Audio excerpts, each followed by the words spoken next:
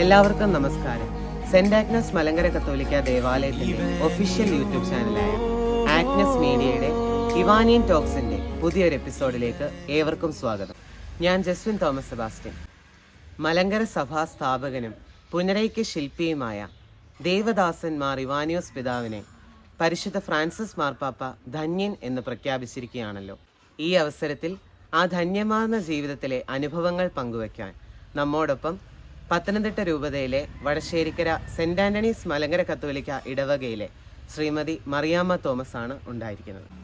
അമ്മച്ചിയെ ഏറെ സ്നേഹത്തോടുകൂടി ഈ പരിപാടിയിലേക്ക് സ്വാഗതം ചെയ്തുകൊള്ളുന്നു. ഈശോമിശിഹായ്ക്ക് സ്തുതിയായിരിക്കട്ടെ.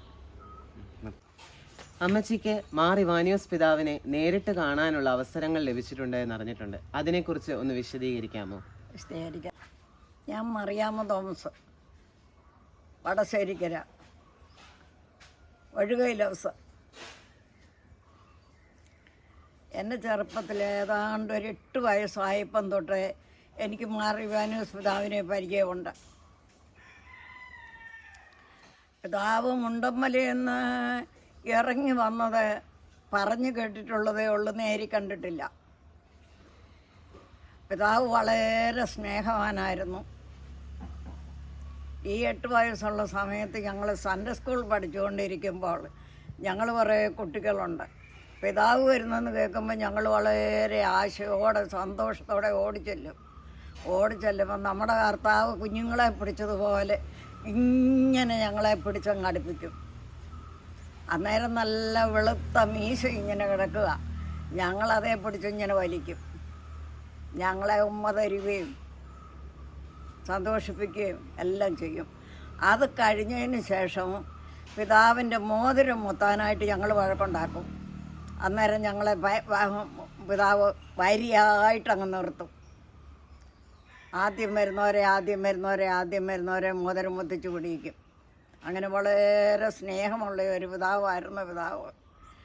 അങ്ങനെ പിതാവ് മരിക്കുന്ന സമയം വരികയും മാമ്പാറ കൂടെ വരികയും ഞങ്ങളെ സന്ദർശിക്കുകയും ചെയ്തിട്ടുണ്ട്. അങ്ങനെ ഇരിക്കെ ക്രിസ്തുരാജൻ്റെ ഒരു പെരുന്നാൾ എൻ്റെ ചാച്ചന് ഏറ്റു നടത്തി. അന്ന് പെരുന്നാൾ ഒരു വീട്ടുകാരാണ് ഏറ്റു നടത്തുന്നത്. അപ്പോൾ അത് എൻ്റെ ചാച്ചന് ഏറ്റു നടത്തി ആ പെരുന്നാളിന് പിതാവ് വന്നപ്പം കടുങ്കാപ്പിയും പരിപ്പ് വടയും ഉണ്ടായിരുന്നു. അതെല്ലാവർക്കും വിതരണം ചെയ്തു. പിതാവും കഴിച്ചു പോയതാണ്. പിന്നെ പിതാവിനെ ഞാൻ കണ്ടിട്ടില്ല. പിന്നെ സുഖമില്ലാതാവുകയും നിദ്ര പ്രാപിക്കുകയും ചെയ്തു. അങ്ങനെ പിതാവിനെക്കുറിച്ച് ഇത്രയും എനിക്കറിയാം. അമ്മച്ചിക്ക് ആദ്യ കുർബാന തന്നത് മാർ ഇവാനിയോസ് പിതാവാണെന്ന് കേട്ടിട്ടുണ്ടല്ലോ, അതിനെക്കുറിച്ചൊന്ന് പറയാമോ? അങ്ങനെ ഒരു ഈസ്റ്റർ സംബന്ധമായിട്ടാണ് ആദ്യ കുർബാന കൊള്ളുന്നത്. അപ്പോഴേ അന്ന് മാമ്പാറ് വലിയ പള്ളിയല്ല, ഒരു ചെറിയതായ ഒരു പള്ളിയാണ്. അപ്പം ഞങ്ങളെല്ലാം മുറ്റത്തിങ്ങനെ നിരന്ന് മുട്ടുമേ നിൽക്കുക. ആ സമയത്താണ് പിതാവ് ഞങ്ങൾക്ക് കുർബാന തരുന്നത്. പിന്നെ പരിശുദ്ധാത്മാവിൻ്റെ പരിപാടിയും കൂടെ ആ കൂട്ടത്തിൽ തന്നെ തന്നു. തൈലാഭിഷേകം അത് രണ്ടും കൂടെ ഒന്നിച്ചായിരുന്നു. അന്ന് എനിക്ക് വയസ്സ് 11 അമ്മച്ചിക്ക് ബദനി സന്യാസിനി സമൂഹത്തിന്റെ ആരംഭകാലത്തെ കുറിച്ചൊക്കെ ഓർമ്മ കാണുമല്ലോ. ഐമിനോസ് മദറിനെ കുറിച്ചുള്ള കാര്യങ്ങളും ഐമിനോസ് മദറുമായിട്ടുള്ള സൗഹൃദ ബന്ധവും ഒന്ന് പറയാമോ? പറയാം. നമുക്ക് മാമ്പാറ മടവില്ലായിരുന്നു.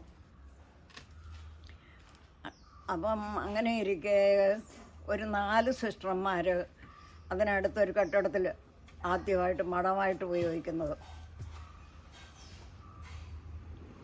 അന്ന് അവിടെ മഠത്തിൽ മദർ ഐമിനോസ് ആണുള്ളത്. വേറെ 2-3 കൊച്ചു സിസ്റ്റർമാരും ഉണ്ട്.